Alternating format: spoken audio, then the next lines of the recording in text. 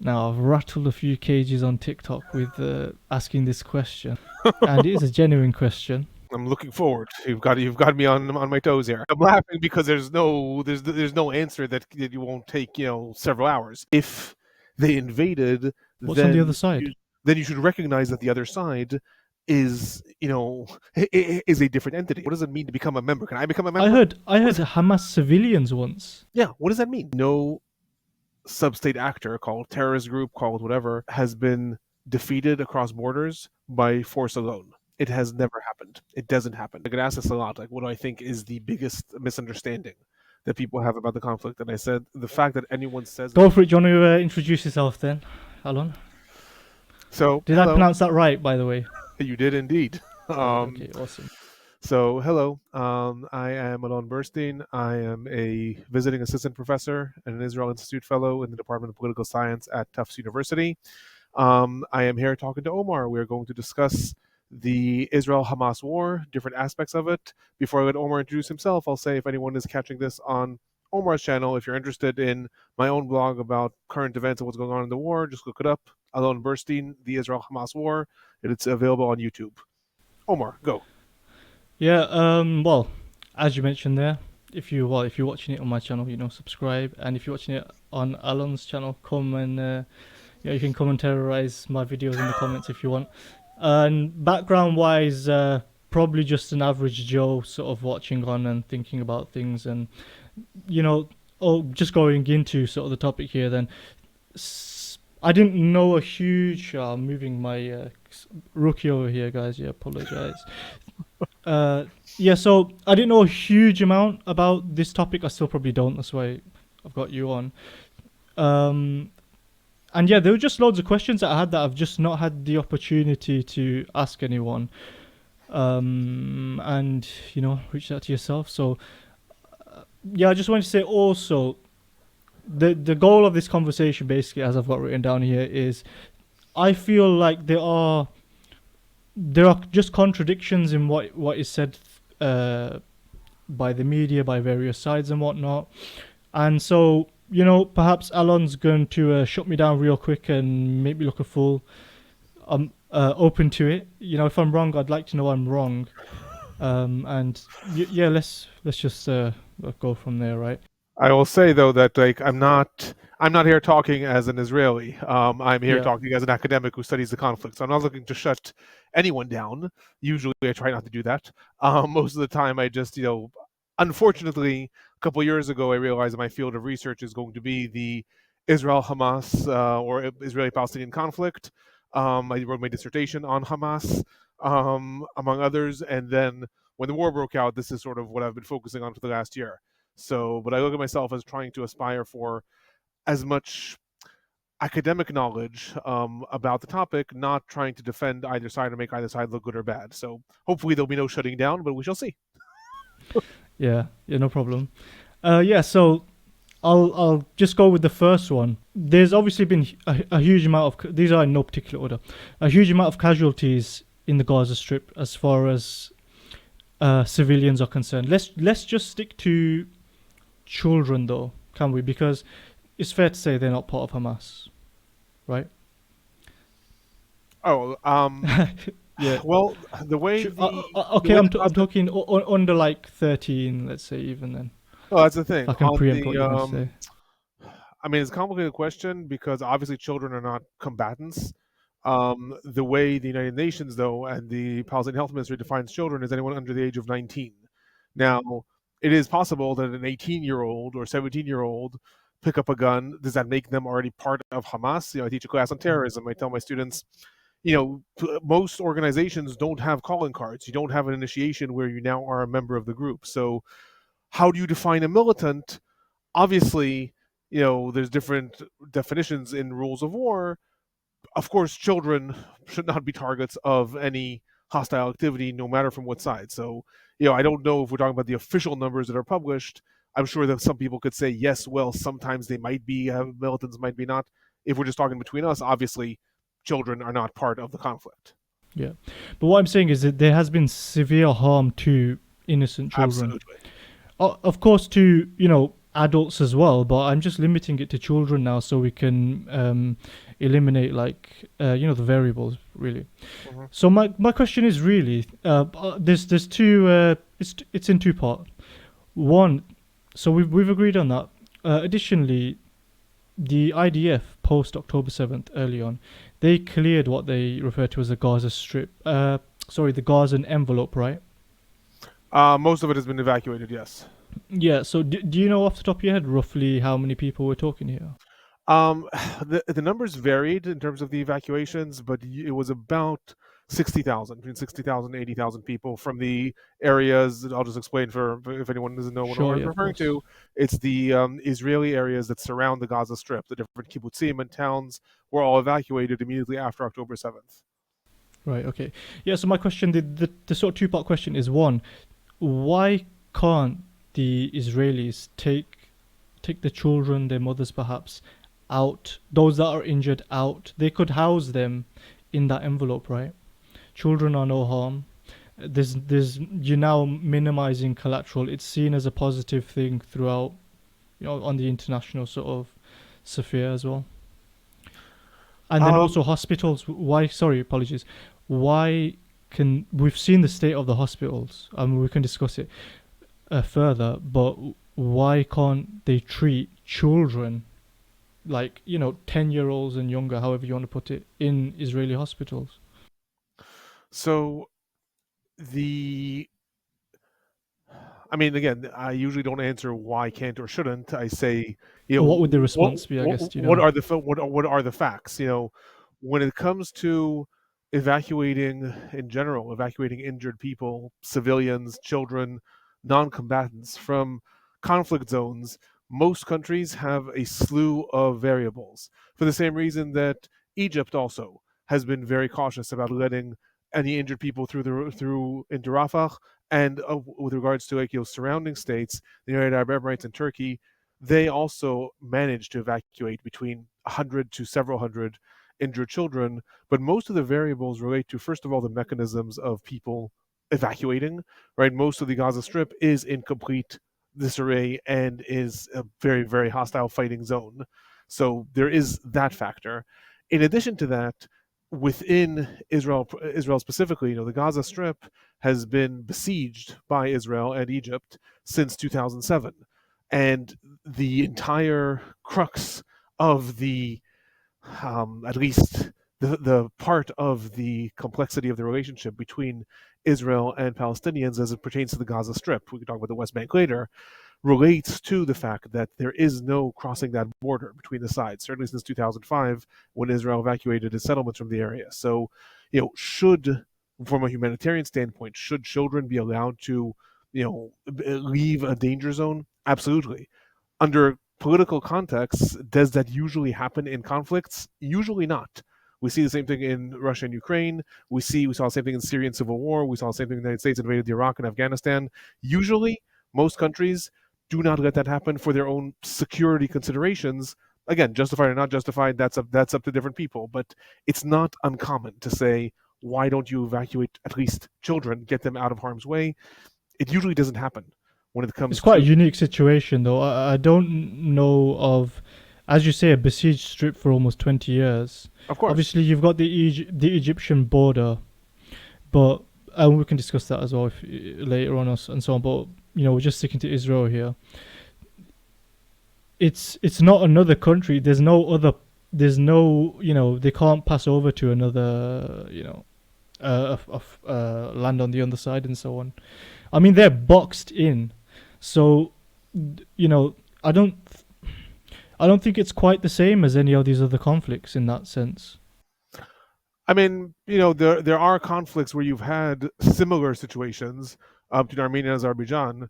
You had a similar situation, but no, I mean the way specifically in areas besieged and controlled by land, sea, and air from sides, and then an escalating conflict of this nature. Again, there are a few examples in the world throughout history. There are other elements of this which make this fairly unique. Absolutely. I mean, it probably would be the right humanitarian thing to do, to allow, certainly children at least, from a conflict area be evacuated and be treated in hospitals, regardless of their ethnicity or who they belong to. I mean, on that, I don't think that we have any disagreement. The political context that don't permit that to happen is something that I'm trying to answer. But like obviously from a humanitarian or just human standpoint, should you not have children be kept in harm's way during an act of conflict? I think that absolutely that's something that most humans should agree on. Yeah, I mean, why wouldn't you at least state it that you're offering it? Like, I'm just talking from the Israeli standpoint now. If you believe that Hamas wants them all as human shields and so on, you've cleared the Gazan envelope. You can. I don't see how it's not possible unless Hamas is going to physically prevent it. In which case, it's politically a win. Still, you offered it, and look, they're firing at us. You could have said, look, listen. Children under X age, women will check them. You can stay in these empty houses, 60,000. I'd put your tents here. We're going to clear all the men out. I'm just trying to simplify it. Obviously, there's thousands and thousands of, innocent men. I just don't see, Yeah, and there was a proposal by the IDF and Israel's defense minister Yoav Gallant to set up a field hospital for children in the northern parts of the Gaza Strip, and there was also a proposal to set it up in Israel. It then ended up being torpedoed by the Israeli government, primarily for political reasons. The Israeli government, was run. There's very very hawkish right wing elements within the government that ended up torpedoing that idea.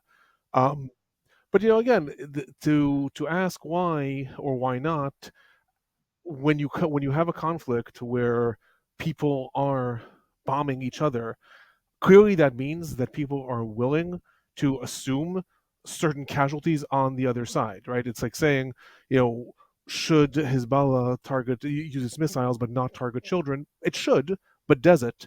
Should Israel permit children to leave out of harm's way?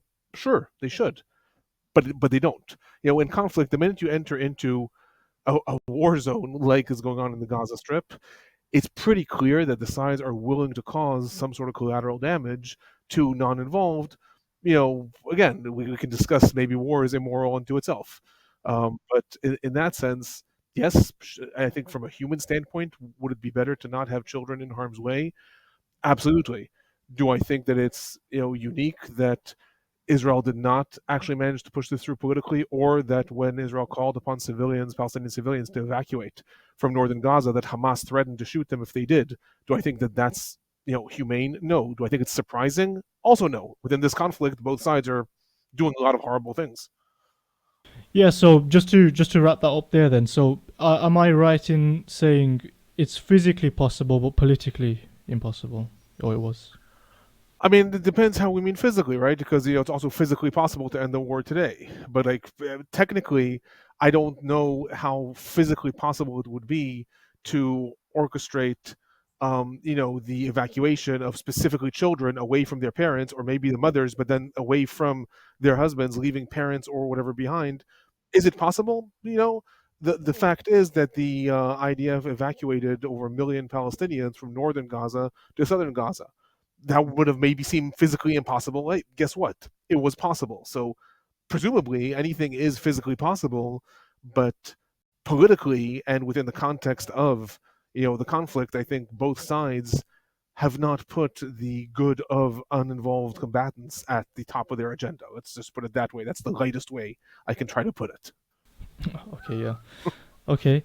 Well, just I'll move on to the second one. It sort of links in, and we did speak about it briefly, so it might be a bit of quicker discussion. I'll take out the word coward, I know, because it's not necessarily a judgment call, but just for the viewers, we often hear Hamas are, cowards who hide behind civilians. And, the IDF evacuated 1 million civilians to the south of the Gaza Strip. First months of the war, the evacuation orders were issued on October 13th, and the IDF invaded on October 27th, and the massive evacuation of Palestinians from northern Gaza past the Wadi Aza area to southern Gaza was, roughly October, November.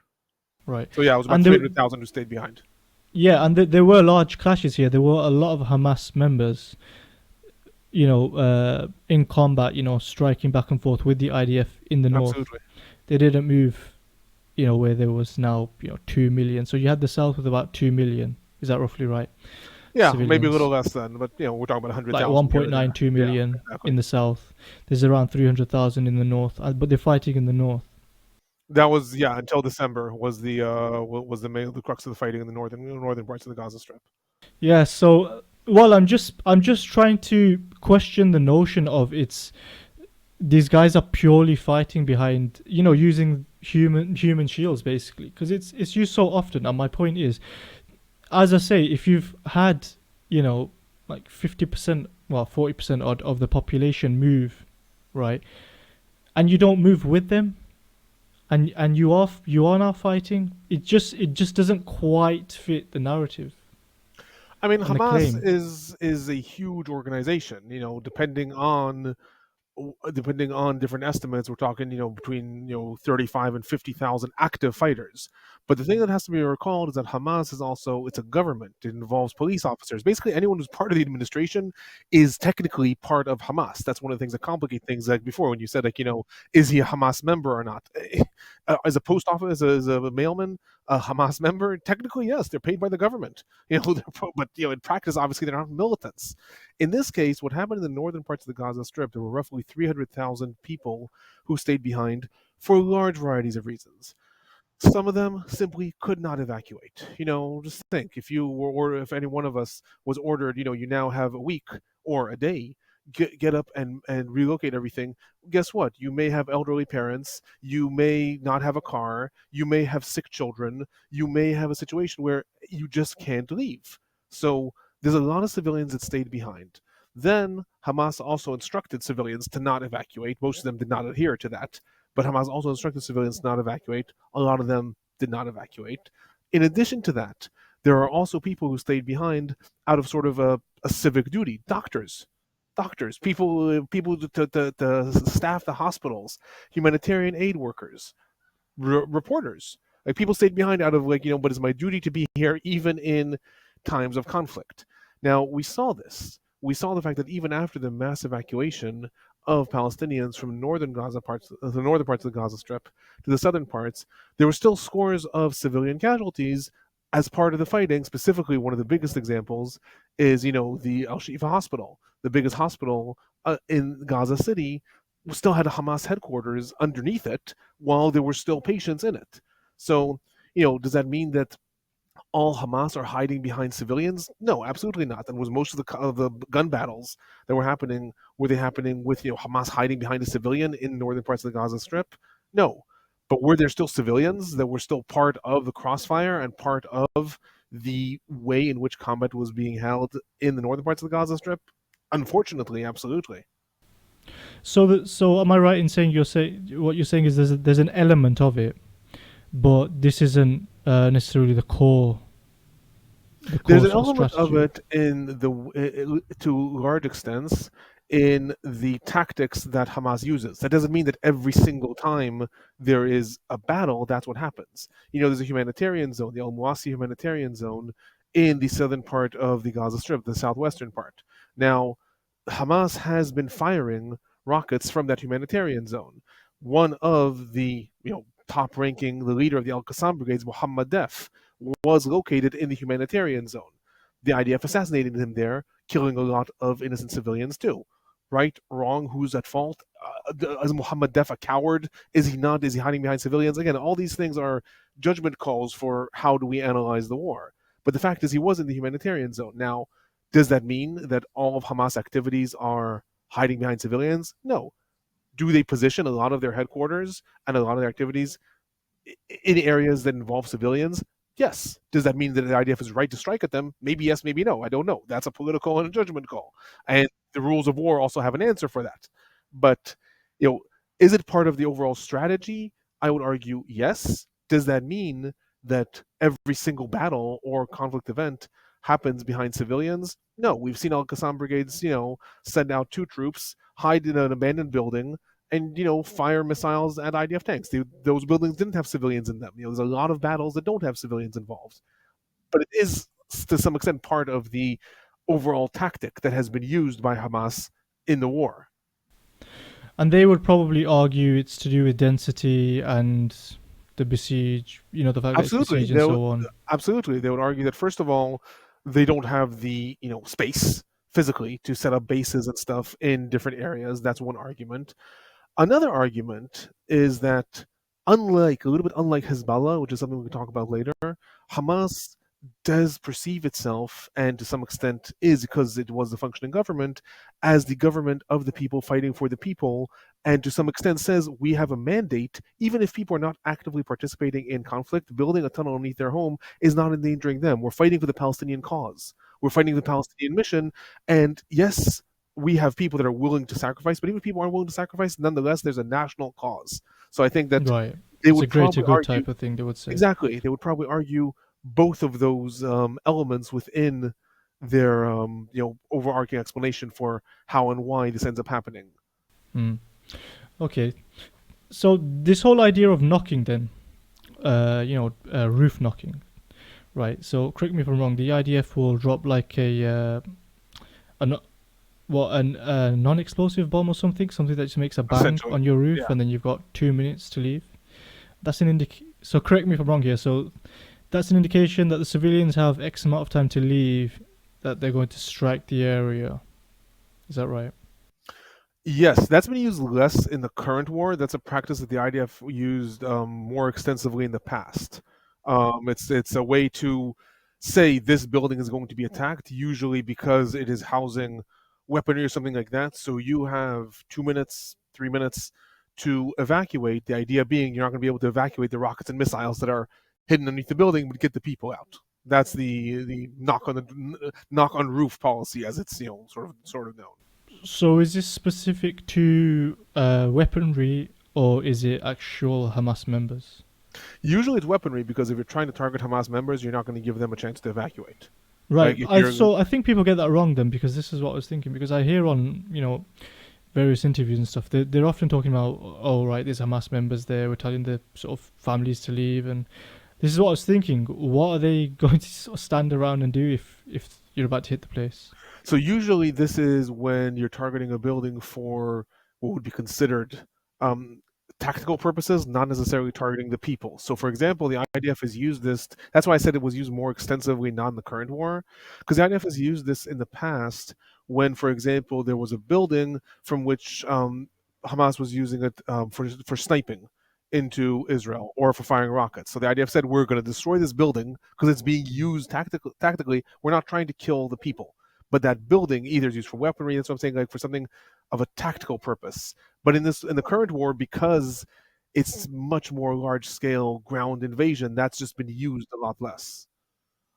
When you said they're sniping into Israel, are you talking over the Gazan sort Yeah, of border? yeah. And this is prior to October 7th. That's what I'm saying. It's like this war has taken on a much different element, which is why Israel's used what it considers, tactics that are far more sweeping, like evacuation orders, text messages being blasted out to people, dropping hundreds of thousands of leaflets in areas, the IDF Arabic spokesperson issuing evacuation orders. All of those have been used because the IDF has much more looked at this from an indiscriminate, we need to clear the entire area, rather than a discriminate, that building is going to be destroyed, so knock on the roof. Yeah, it's a much larger scale Of course, situation, this is the largest unprecedented. escalation we've seen. Yeah, and this is unprecedented Yeah. in the Israeli-Palestinian conflict. Right. Okay. Well, the sort of points I have noted down here in no order are actually dropping out quite well. So going to this as we just spoke about the sort of Gaza and Israel border there. Now I've rattled a few cages on TikTok with asking this question, and it is a genuine question. I'm looking You know, forward. You've got me on my toes here. yeah, hopefully. No, but it's just basically questioning. Okay, what are Israel's borders basically? Because the notion is that there was a ceasefire, and we can talk about that also. But essentially, Hamas broke into Israel. So, what exactly is that piece of land there? It's not part of Israel. What is it? It's not. It's not part of a Palestinian state because a few countries don't agree. So yeah, do you get the gist of the question? I They get the gist broke of the question. I'm into. laughing because there's no answer that you won't take several hours. So I'm trying to think like how to address it. First, we have to understand why it's the crux of the dispute, then we could say, so therefore this side said this side says that. Officially, the what's known as the occupied Palestinian territories, the West Bank and the Gaza Strip, are considered by international standards. There's an official category called disputed territories. That means that they don't belong they don't belong to anyone that is recognized. They don't belong to one entity that is recognized internationally. And there's a lot of disputed territories. The Turkish occupied Cyprus, Morocco occupied Western Sahara. There's a lot of areas that are considered disputed territories. Yeah, That's Kashmir and so on. Yeah. exactly. That's the official status that they have. Now, in 1967, Israel took over those areas and the borders expanded. However, they were never officially annexed, which is why, when you ask what Israel's borders are, technically, officially, Israel's recognized borders didn't change after the 1967 war, with the exception of East Jerusalem, that Israel annexed, and the Golan Heights, that Israel annexed, that it took over from Syria. So when East West Bank, Jerusalem. yes, Okay. East Jerusalem. Jerusalem was a divided city between 1948 and 67. Israel controlled the western part, and Jordan controlled the eastern part. And after 1967, when Israel takes over the West Bank from Jordan, it left the West Bank under occupation. So that still is considered, again, by officially in Israel and in the world, a disputed territory.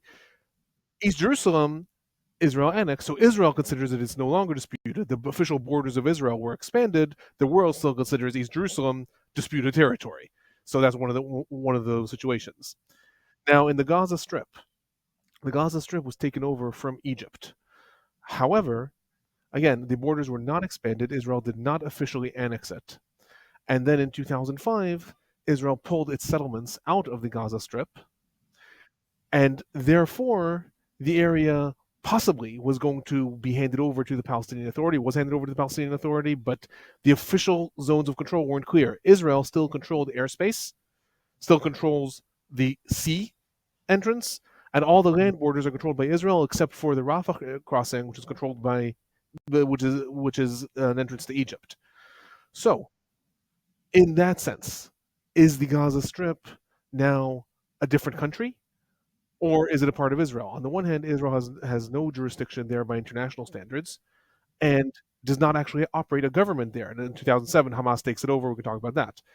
Israel does not operate a government there. On the other hand, it does control the airspace, it controls all the sea access, and it does control roughly 80%, or let's say three quarters, of the land access. So, from an Israeli standpoint, is this part of Israel? Most Israelis would probably argue, no, there's no need for Israel to have any jurisdiction there anymore. Israel evacuated its settlements, and it shouldn't have anything to do with it, on the one hand. On the other hand, most Israelis are also not willing to hand it over to another entity, to a Palestinian state. So, from Israel's standpoint, there's no real answer. It's left in limbo. In turn, from the rest of the world does not, or the majority of the rest of the world does not recognize Hamas as government either. Hamas had a coup in 2007, took over the Gaza Strip. Most of the world recognizes the Palestinian Authority, which is located in the West Bank, as the official recognized Palestinian government. So the Hamas-led government in the Gaza Strip is not seen as its own legitimate government either. So really what we end up having is a situation where neither side is willing to recognize the fact, which was that Hamas has governed the territory from 2007 until 2023. That was a fact, but neither side was willing to say, yes, we recognize that as its own entity. Israel controlled a lot of the aspects that would make it part of its territory, the various different, air, sea, etc., but did not have any governing capabilities inside. Is that a part of Israel? Is that not a part of Israel? Again, most Israelis have argued that that's not a part of Israel, but have equally argued, but they're not willing to hand it over to a Palestinian entity, keeping it in a state of limbo. If you don't own it, how are you proposing, giving it away or not giving it away? Well, again, You're giving looking it after it, away, giving it away would mean that you abandon. Right? What are the things that make a country become a country? If you control a piece of land, if you control a piece of territory. I am currently living, in Brookline, Massachusetts. If I build up a militia and I take over Brookline, am I now my own country? What are the things that make me a Depends who country? you ask. Exactly. one of the things that make me a country, but some of the main aspects that would make me my own country is, first of all, international recognition from the UN, but secondly, also the ability to control my own borders, to have control my own citizenry. Can we leave? Can we not leave? Do I actually have governing power and external legitimacy? So, in that sense, right, Israel would have to actually give up the control over the airspace, over the entrance of goods, over controlling who leaves or doesn't leave. So there are a lot of aspects that Israel does control. You could say legitimately, not legitimately. Most of the world would argue not legitimately. Nonetheless, factually, Israel does control and would have to actually give up in order to make it its own state or part of a Palestinian state. Yeah, so well, I'll just add in there because we often hear the notion of not notion, the river to the sea statement. Mm-hmm. Because I was talking to a guy on TikTok about this, and he was saying, and the reason I'm bringing it up, it relates to what we're speaking about here. It's in the Likud Charter as well, isn't it? Was it from the river to the sea? Though It's is it in the what? only Israeli? The Likud Charter, right? Oh, um, There'll only be Israeli sovereignty. it's not in the it's not in the charter, but it is in what the Likud members have publicly stated and said over and over. I guess it depends when we're looking at it, because in the original party in the Zionist movement that became Likud, it was part of the charter. But the Likud has run lots of different political platforms. Um, but it's certainly what has been said. Netanyahu has said that he's head of the Likud, has said that publicly as part of the war aims that there will only be one political entity from the Jordan River to the Mediterranean, Right. which is the river to the sea. Right. So with that being said, off the back of that, you can't really argue that they broke into Israel. Again, I'm not sure that the same people who say that argue that. I'm talking about the government here. I mean that their party or Netanyahu himself. We can limit it. Oh I know a yes, lot but of people will share the same view. Sorry for cutting you off. And I don't want to get into this person will and that because obviously there are sort of we're probably not. Sorry, yeah, I think you get what I mean.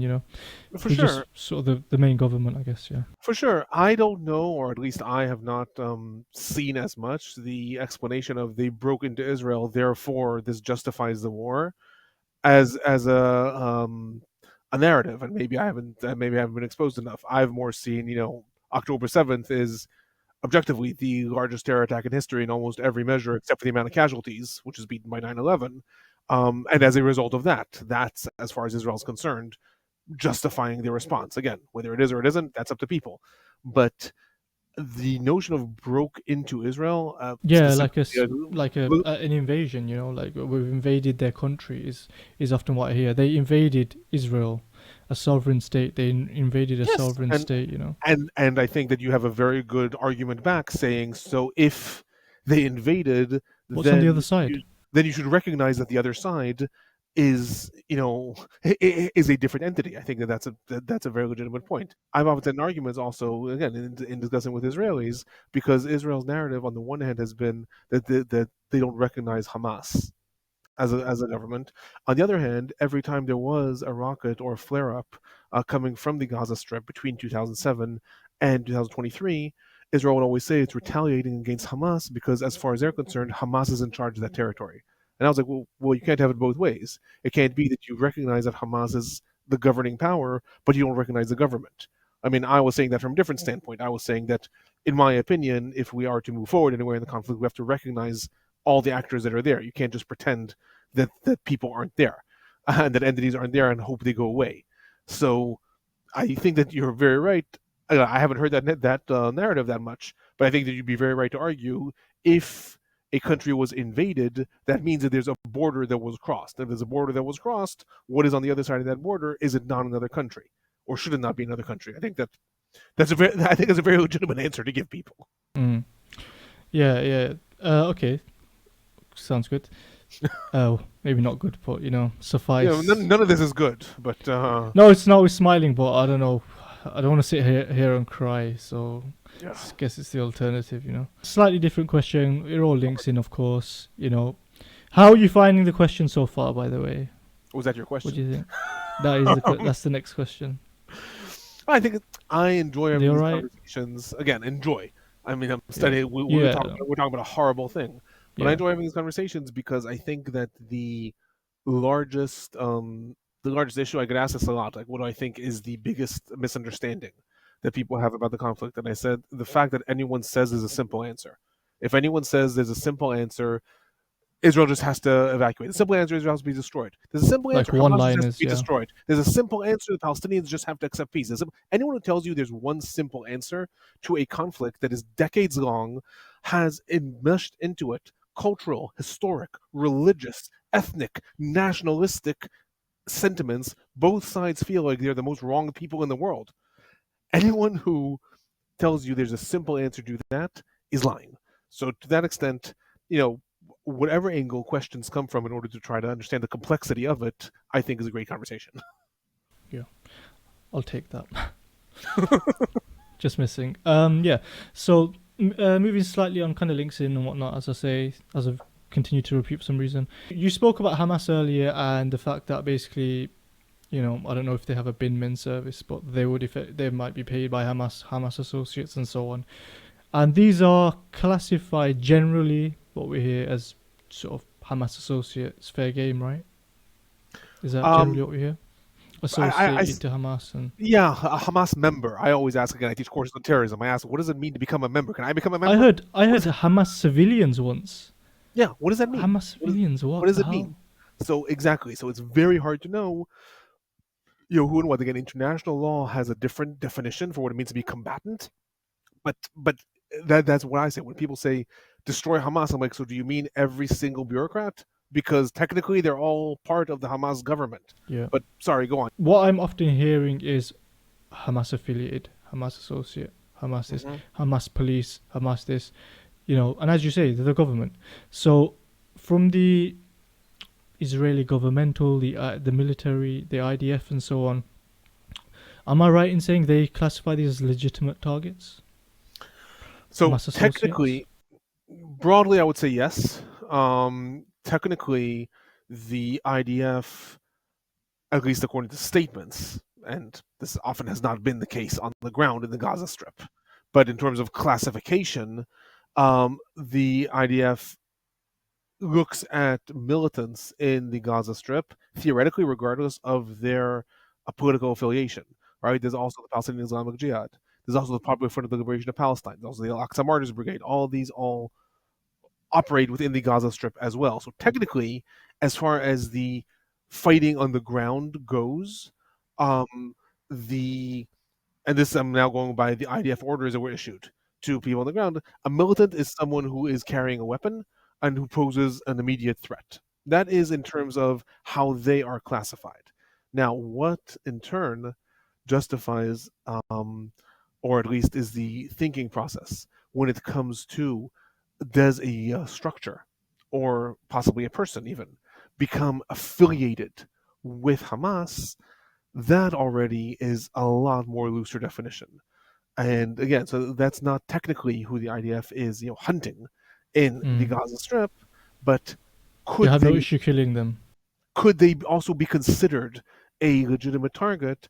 That is somewhat more contextual. Police officers, part of the Hamas police force, absolutely. The IDF has targeted them repeatedly, specifically in Rafah, but also in the areas of Deir al-Balah going on just now, in Gaza City. The Hamas police force are seen by the IDF as legitimate targets through and through. Now, in addition to that, other bureaucrats that work with Hamas, I have thus far not seen a lot of targeting of lower level bureaucrats, i.e., again, the postman, or the bank official.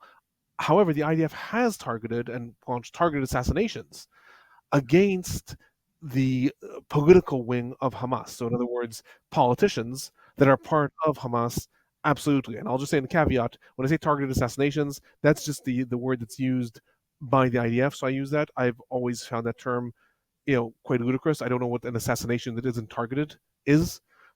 So like again, I use that term, but it's not something that I actually stand behind. I think every assassination is targeted, and basically that's just a way of saying we're firing a missile to try to kill someone. Right.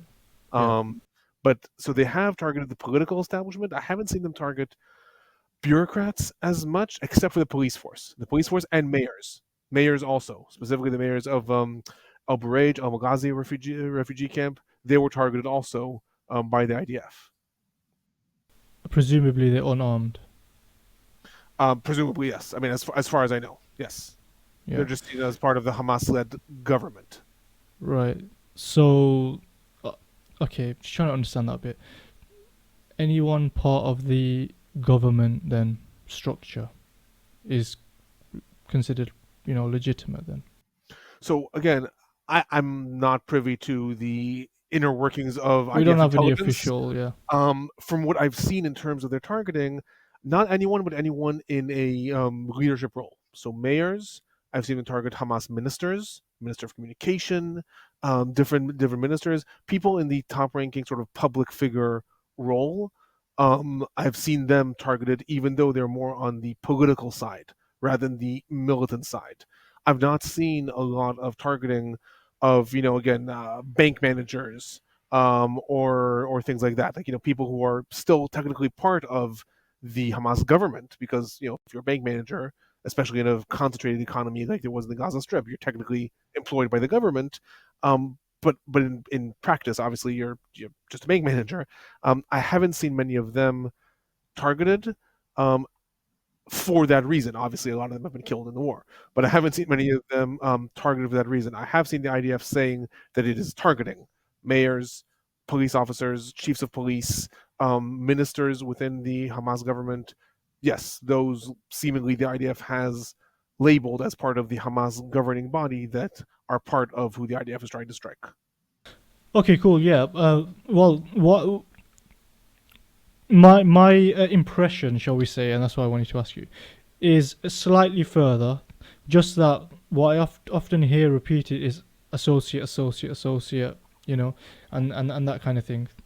And but if we stay in the mutual ground where we sort of agree, my question was really, it's a problematic one, and I don't necessarily agree, though I don't. Perhaps I just don't understand it enough. The amount of people that were killed on October 7th, just well, I've got it written down actually. It varies slightly, but we're talking around just under 800 civilians, right? That's I right, think isn't it? slightly more. I think 850. I don't have it in front of me. I Okay, think similar. okay. Yeah. Yeah, my point is the from the Hamas side or Hezbollah side, you could then quite easily argue if the former is true, what we were speaking about earlier. Uh, that reservists are basically IDF associates.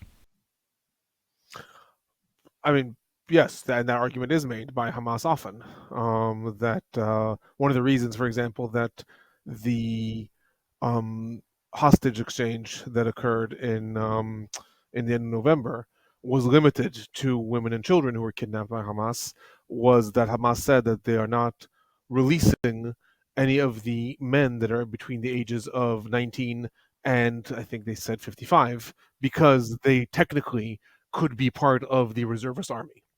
So yes, that argument is made. But in terms of killings, as I'm talking specifically the killings as well. So because what I hear from the Israeli side is, well, look, they're a terrorist group. I hear this all the time, like in British media as well and American. They're a terrorist group. These are associated. These people are associated with them. Aren't they, fair and whatnot? And the question I'm just kind of asking back is, again, not that I necessarily agree with this, but in principle, as you say, anyone who served, who could be called up for service, is an IDF associate, and I don't think Hamas are going to be considering the IDF anything less than terrorists, right? Am I right or wrong? Am I missing anything there? So I'll say a couple of things. First of Sure, all, yeah. Hamas is classified as a terror group by the United Nations, United States, Israel, the EU, and etc. So not that I think that most people who tell you, look, they're terrorists, A, B, and C, have actually looked at that. But when I say it's active terrorism, I both look at the actions and at the official classifications. Um, at the same time, the killings that occurred on October 7th did not target reservists. They were targeting anyone who was in the vicinity.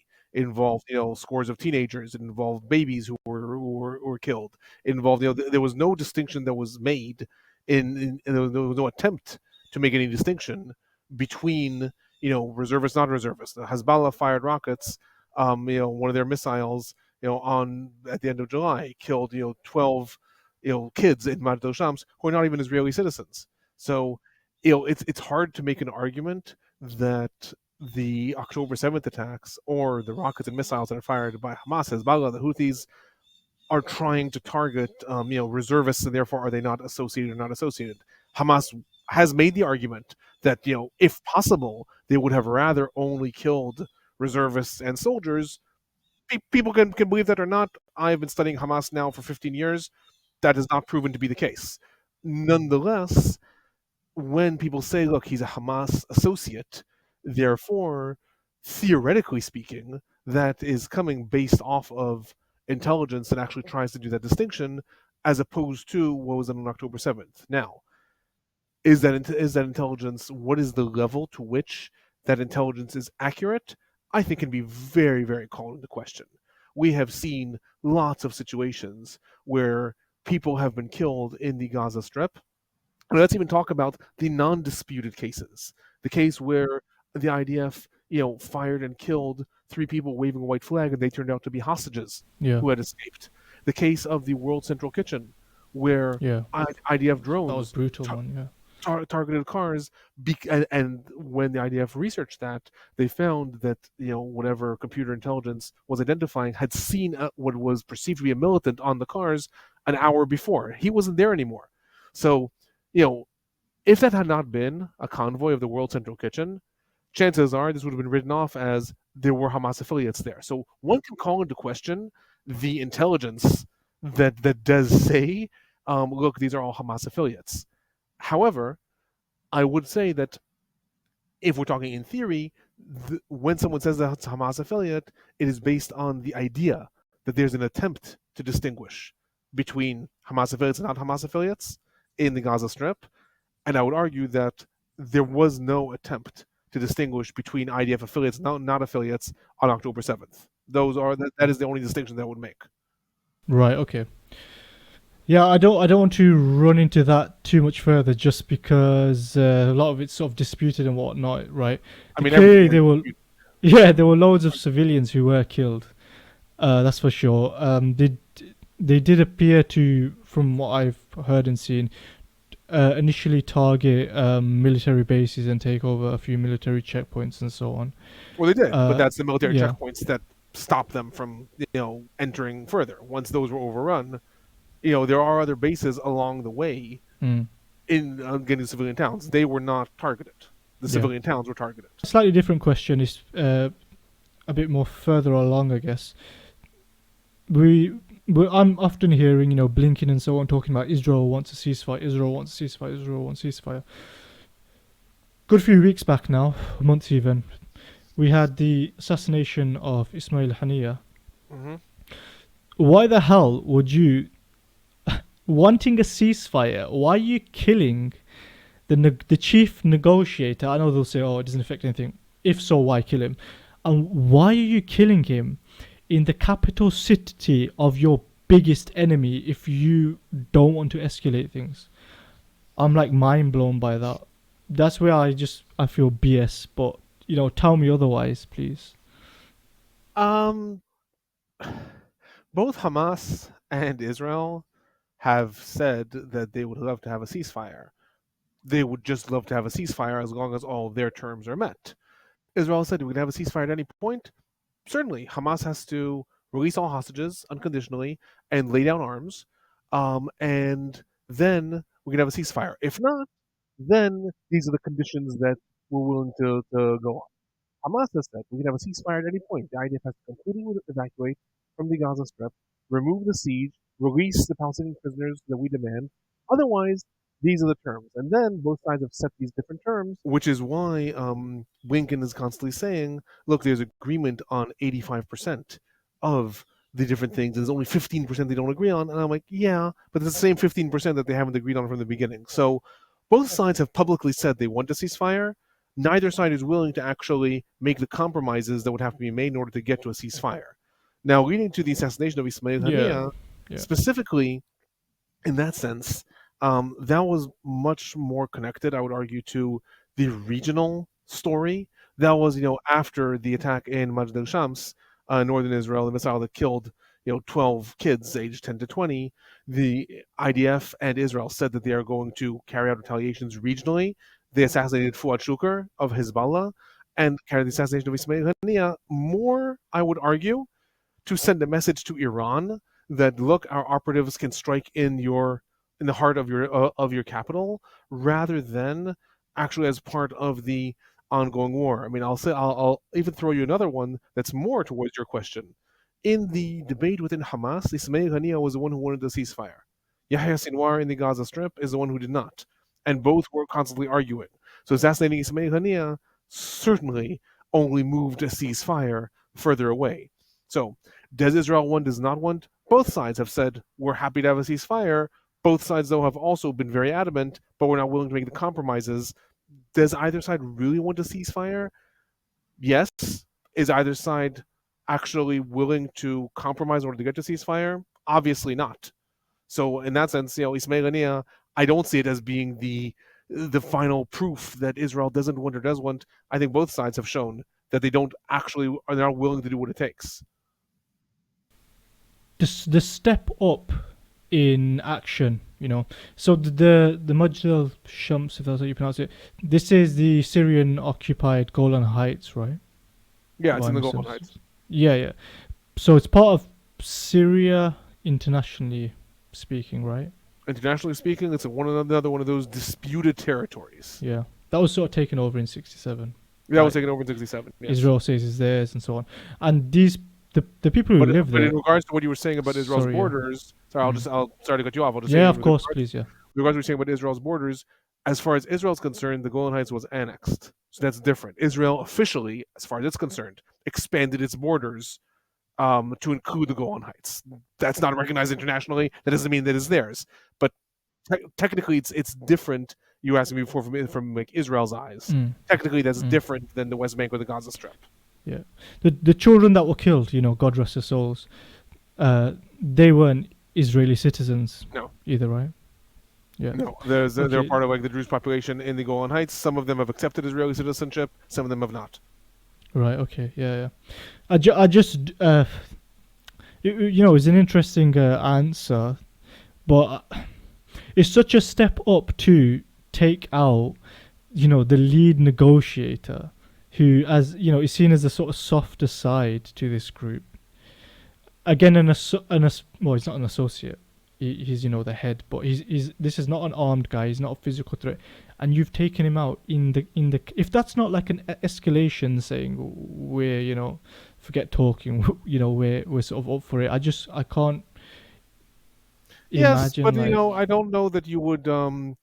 Would you say the same thing for the fact that Hamas executed 6 hostages while saying they want a ceasefire?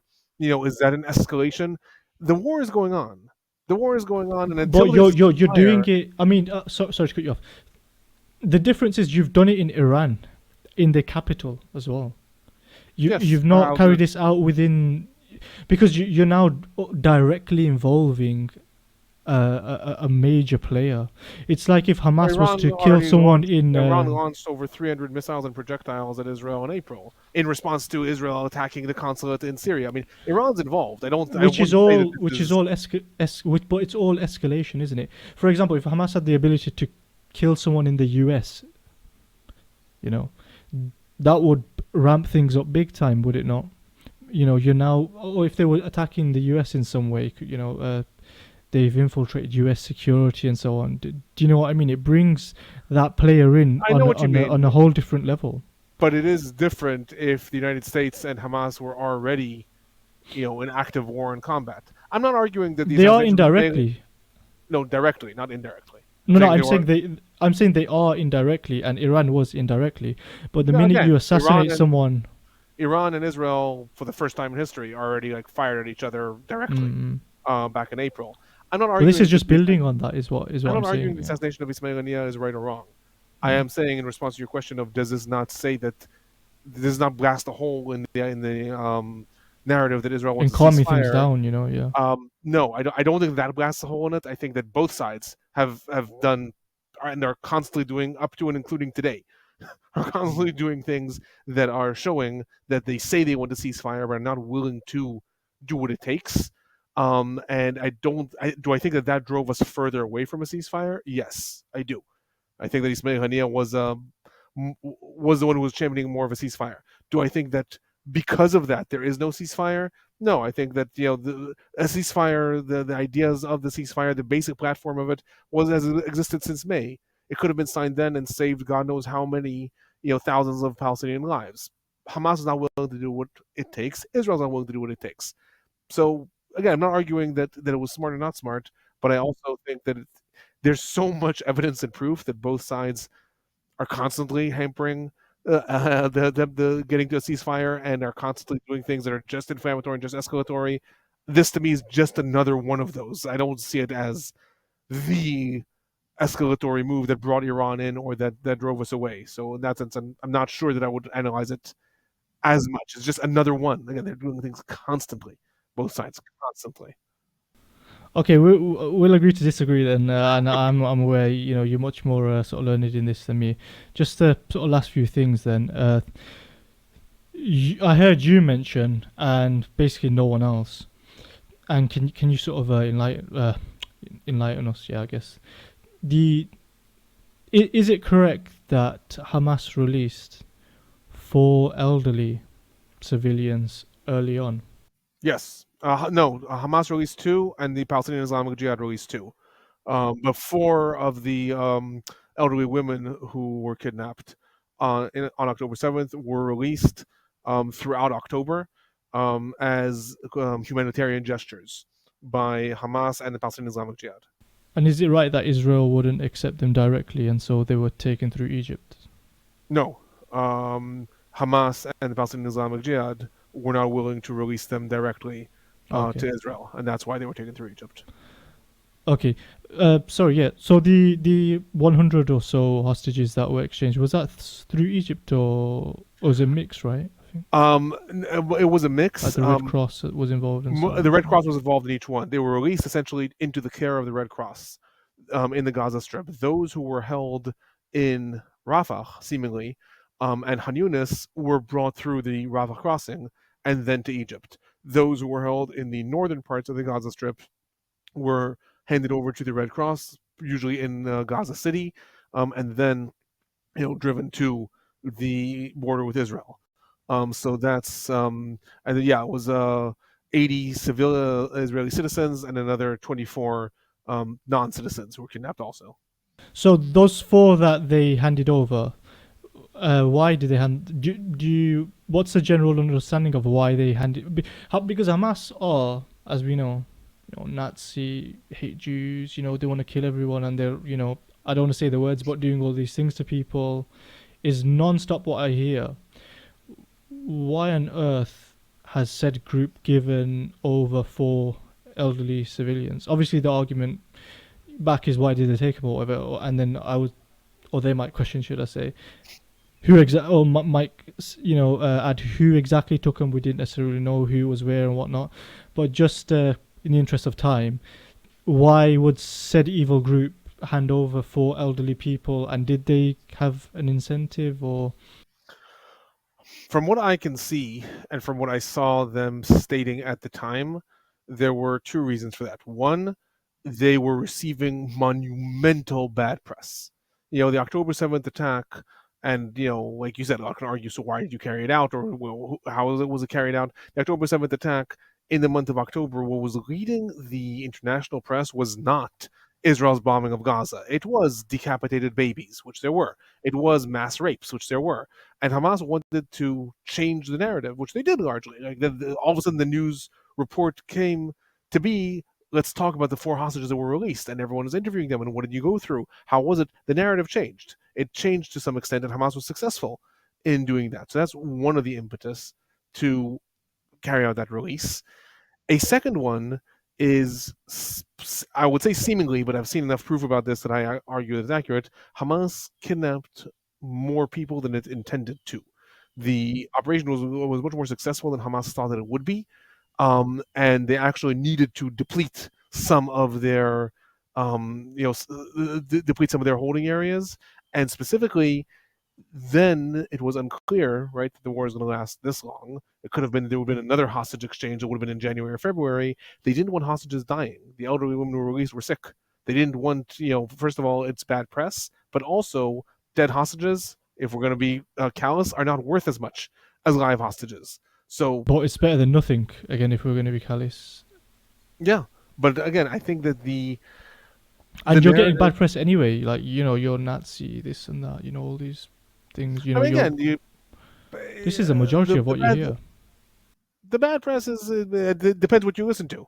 I mean, there's a vast majority of certainly if you walk around campuses, the vast majority, the IDF are the neo Nazis, and the IDF are the ones who are the new Nazis and the new Nazi regime. It very much depends on where you're going, but we have to remember that things have to be evaluated based on when they happened. Back in October, it was unclear that the war was going to happen this long, that this was going to be the situation, and then it was seen as a way to change the narrative, show that there is who to talk to, show that this group that is receiving a very bad image at that moment actually are a bit more humane, um, and and that's why they did it. Okay. I would argue. Okay. Last question. Hopefully, very simple. Okay. I just think the following is really stupid, and if it offends anyone, honestly, I'm not that asked.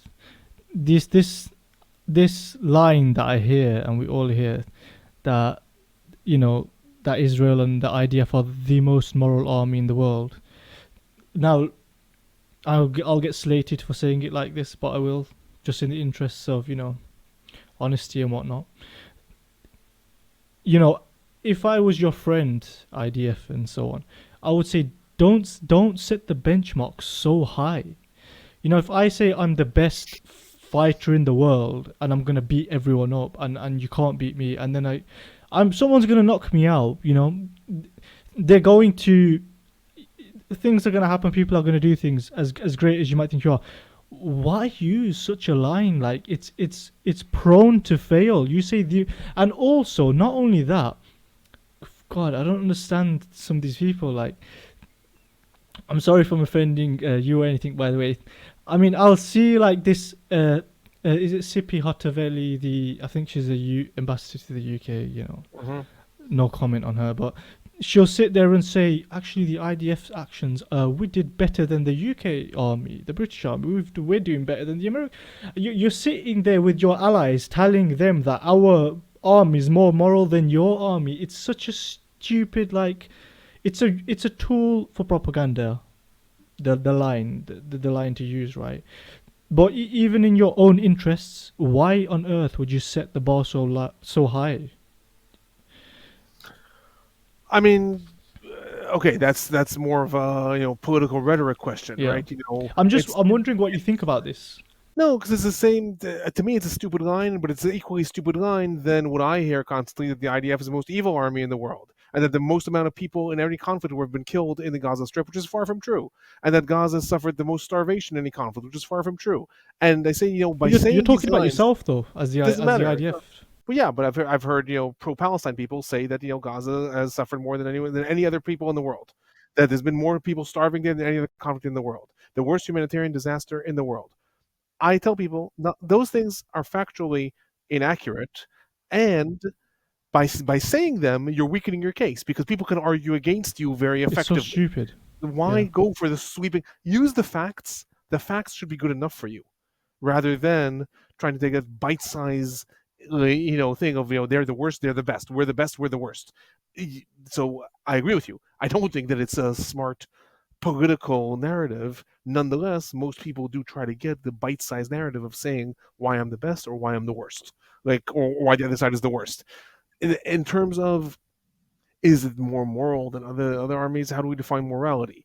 Right. The IDF would You're argue offending your own allies, is what I'm saying. the Supposedly. IDF would argue that in the ratio, and it has made the argument, that in the ratio of combatants to civilians, this is one of the lowest and, in that sense, positive ratios in the world. The average in the world when it comes to fighting terrorists is one terrorist for nine civilians, and in the Gaza Strip, according to the numbers published you know, Sure, yeah. by the Palestinian Health Ministry and then cross-checked with the IDF, is more 1 to 1.75.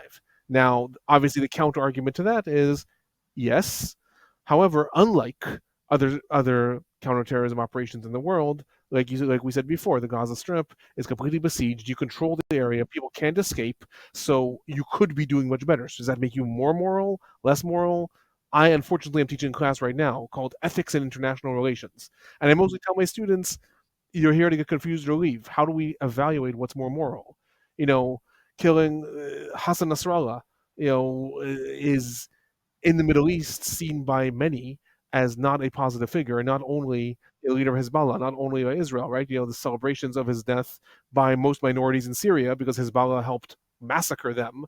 Okay, so is it then moral to carry out an attack that, according to some reports, killed 300 civilians in order to kill him? Morality, right? People would argue, well, he's a combatant, and maybe it's many more civilians would be killed if he was alive. Then others would say, okay, that's you're speculating, and instead you killed meanwhile 300 civilians. I'm not going to argue who's more moral and who's not because I don't know. Yeah. But I agree with you that it's a dumb line to use no matter what standard. If you're praising the IDF as the most moral army or saying it's the most vicious army, both things are wrong, and I don't think it's an intelligent line to use. Yeah, why do you think they use it? I would like to ask. For the Like, same reason. For the same reason. why are officials like these are supposed to be intelligent people?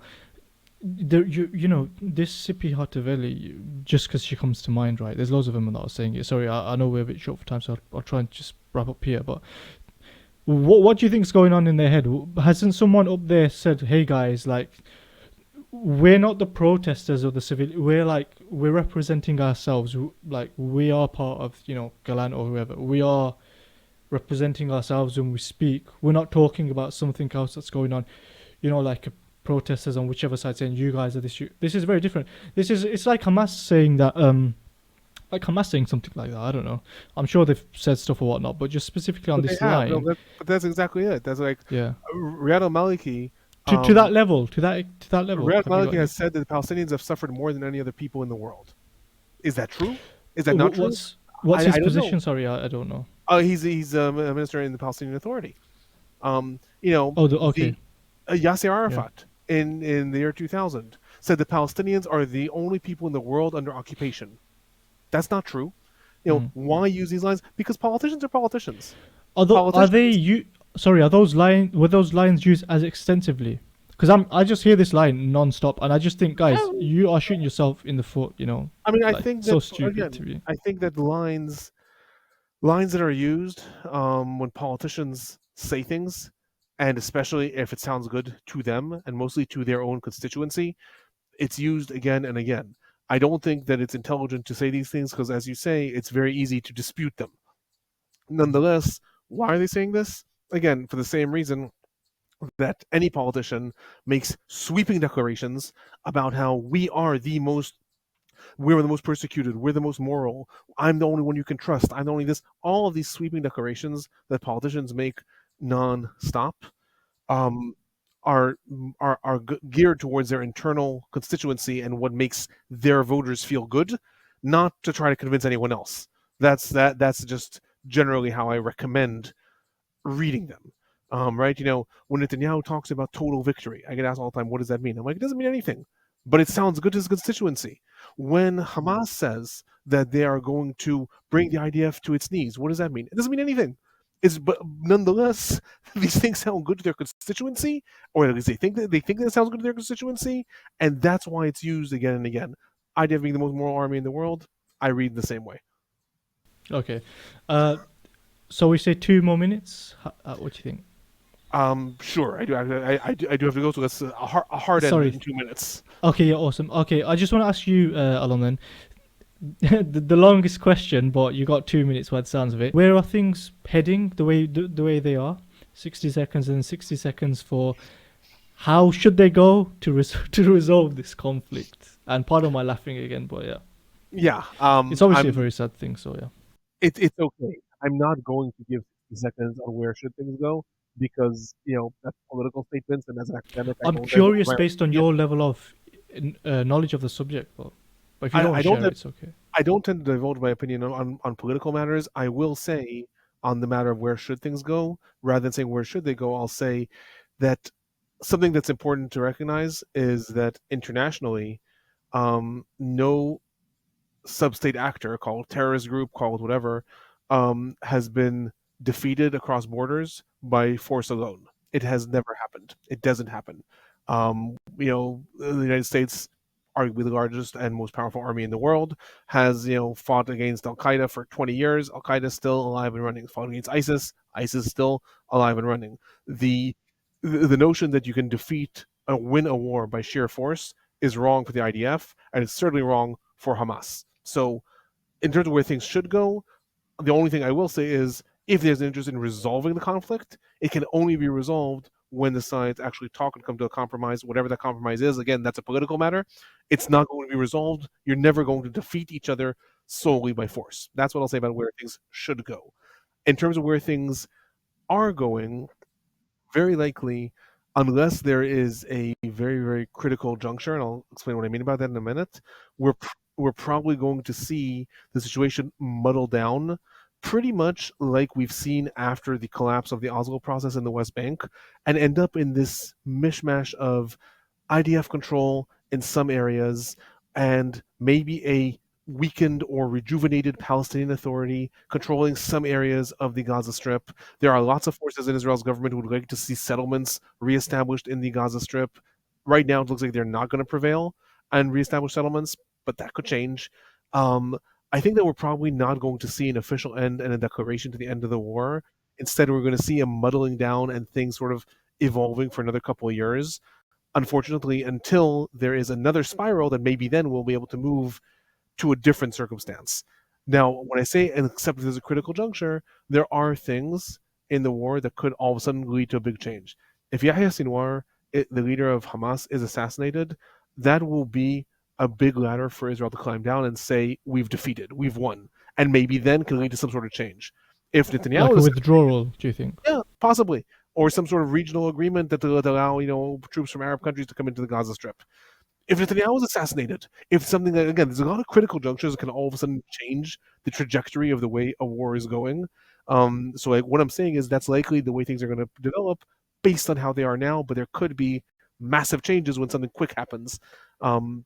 That's my 60 seconds on that. Yeah. So without a big event happening, it just simmers down, and the soldiers sort of stay within Gaza and I that think kind of that's thing. probably where we're gonna end up in at least the foreseeable year or two. Okay. Okay. Awesome. I've over. I don't pay overtime, so Oh to well, it's send the lovely invoice talking to someone you. else. You too. Yeah. Um, and again, if anyone watching this has any follow up questions or stuff, feel free to reach out. I'm saying to both of us. I'm speaking Sure. on Of your behalf course. Yeah. too. Yeah. You can catch us on our YouTube channels or by email, however you want to do Yeah. it. So we're uploading this to both channels. If you're sort of watching this far and you didn't catch it at the start, and just jump over to the other one, check the other person out, subscribe and so on, and maybe we can do like a part two at some point when you've Based got on the questions that come in, absolutely. yeah, awesome. Okay, All right. yeah, I'll wrap it up then there.